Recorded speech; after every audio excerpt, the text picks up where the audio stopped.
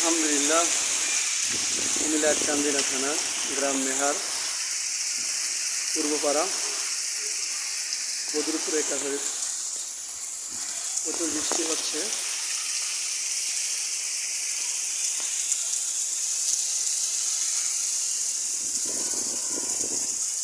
রহমতের বৃষ্টি, প্রচণ্ড গরম দিয়েছে, এর মধ্যে আবার আমাদেরকে বৃষ্টি দিয়ে আল্লাহ তাআলা শান্ত করে দিয়েছে।